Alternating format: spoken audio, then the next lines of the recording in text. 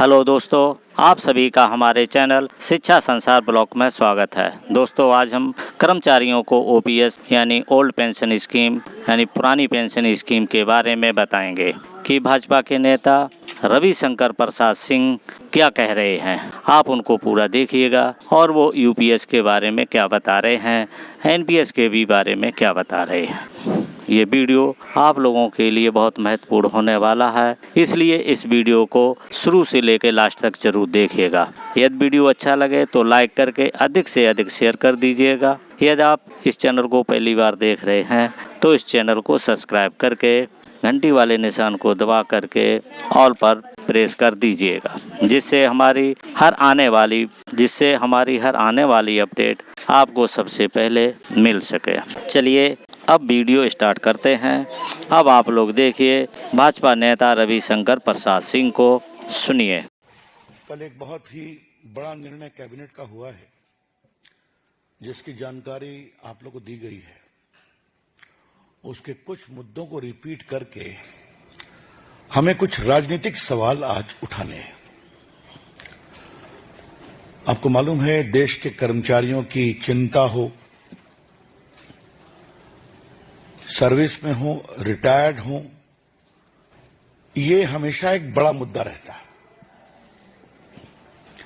और कई बार ये राजनीतिक मुद्दा भी बनता है। पहले ओल्ड पेंशन स्कीम थी।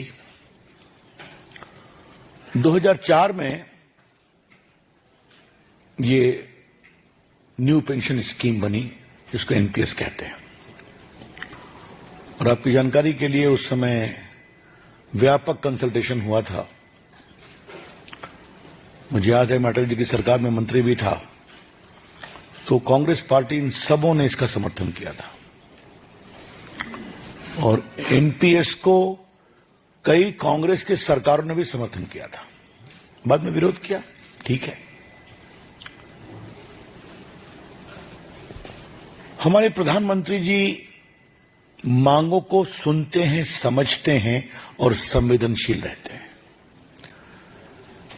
जब कर्मचारियों के अखिल भारतीय संगठन ने, जिसको confederation of central government employees कहते हैं, उन्होंने भी मांग की, तो पिछले साल ही तत्कालीन वित्त सचिव और अभी 30 से होने वाले कैबिनेट सेक्रेटरी सोमनाथन जी की अध्यक्षता में कमेटी बनी थी। उस कमेटी की रिपोर्ट को कल कैबिनेट में स्वीकार किया गया। कल सरकार की ब्रीफिंग में उसको बताया गया है, तो मैं विस्तार से रिपीट नहीं करूंगा, सिर्फ कुछ छोटे बिंदुओं को बताऊंगा। नंबर 1, भारत सरकार के लगभग 23% कर्मचारियों को 50% एश्योर्ड पेंशन तय हो गया। 50% एश्योर्ड पेंशन का मतलब क्या हुआ? आपके रिटायरमेंट के साल के 12 महीने का जो एवरेज होगा, उसका 50% मिलेगा आपको।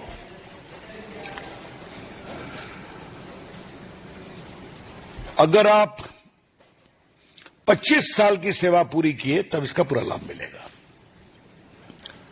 अगर उससे कम की सेवा हुई तो जो प्रोपोर्शनेट होता है उसके अनुसार मिलेगा। अगर आपने 10 साल तक सेवा की तो आपको एश्योर्ड 10,000 रुपीज पेंशन मिलेगा। तो लास्ट पे ड्रॉन का 50% आपका एश्योर्ड पेंशन है, निश्चित पेंशन की राशि है। यह हुई पहली बात। दूसरी बात,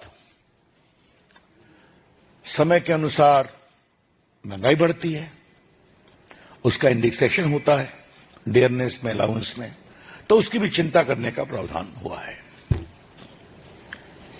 और तीसरी सबसे महत्वपूर्ण, अगर आप गुजर गए तो आपके परिवार को भी 60% का फैमिली पेंशन मिलेगा। तो एक प्रकार से जो एक कल्याणकारी राज्य की सोच होती है, वो इस पूरे निर्णय में दिखाई पड़ती है। इसके अलावे एक और महत्वपूर्ण बात समझना जरूरी है। वो क्या है? जो न्यू पेंशन स्कीम आई थी उसको लेकर यह भी चर्चा थी कि सरकार की फंडिंग के बारे में क्लैरिटी नहीं है, क्योंकि जिस कमेटी ने उसका रिकमेंड किया था उसने कुछ अनूठे प्रयोग भी किए थे, देश हित के प्रयोग थे। सरकार ने कहा है ये पूरा फंडिंग भारत सरकार करेगी। जो पहले था 10% कर्मचारियों के सैलरी से और 14% सरकार के द्वारा। अब कल के निर्णय में आप ये ध्यान रखिए, अब होगा 10% कर्मचारियों के सैलरी से और 18% भारत सरकार के द्वारा। तो उसको भी आगे बढ़ा दिया गया। तो जितना भी हो सकता है कर्मचारियों के हित में, देश के कर्मचारी देश के लिए काम करते हैं, सत्ता में कौन पार्टी है उसकी चिंता नहीं करते, और उनके कामों के कारण देश आगे बढ़ता है। यही माननीय प्रधानमंत्री जी ने अपने एक्स पर कमेंट में भी कहा है कि हमें उनके योगदान का बहुत सम्मान करना है और हम करते रहेंगे। तो ये एक बहुत बड़ी बात थी। नरेंद्र मोदी की सरकार कैसे काम करती है, सोच समझकर काम करती है, विचार करके काम करती है, एडहॉक निर्णय काम नहीं करती, और जो भी करती है वो जनहित में होता है। और यहां का जनहित 23 लाख कर्मचारी और उनके परिवार। तो ये एक मोटे विषय को आज रखना जरूरी था। अब इसके बाद कुछ सवाल कांग्रेस पार्टी से करना है। ये घोषणा वाली पार्टी कांग्रेस पार्टी सिर्फ घोषणा ही करेगी, घोषणा के अमल में लाने का भी कभी काम करेगी। आज भारतीय जनता पार्टी के राष्ट्रीय मंच से एक हम सवाल करना चाहते हैं। कांग्रेस पार्टी ने पिछले 2 साल से ओल्ड पेंशन स्कीम को एक बहुत बड़ा तूफान बनाया था भारत की राजनीति में।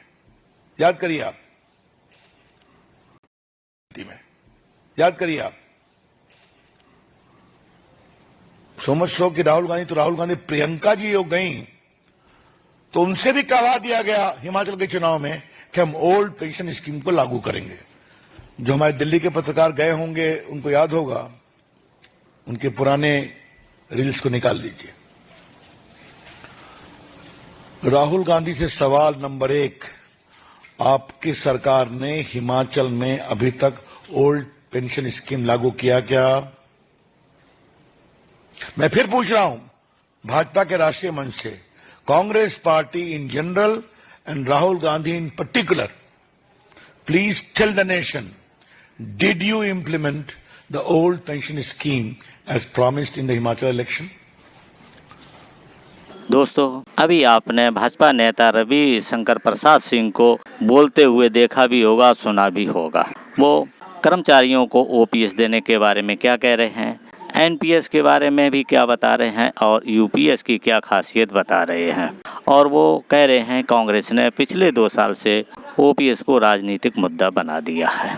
दोस्तों, यदि आपको वीडियो अच्छा लगा हो तो लाइक करके अधिक से अधिक शेयर कर दीजिएगा। यदि आप पहली बार इस चैनल को देख रहे हैं तो इस चैनल को सब्सक्राइब करके घंटी वाले निशान को दबा करके ऑल पर सेट कर दीजिएगा, जिससे हमारी हर आने वाली अपडेट आपको सबसे पहले मिल सके। इस वीडियो को देखने के लिए थैंक यू फॉर वॉचिंग। अब मिलेंगे नेक्स्ट वीडियो में नई जानकारी के साथ।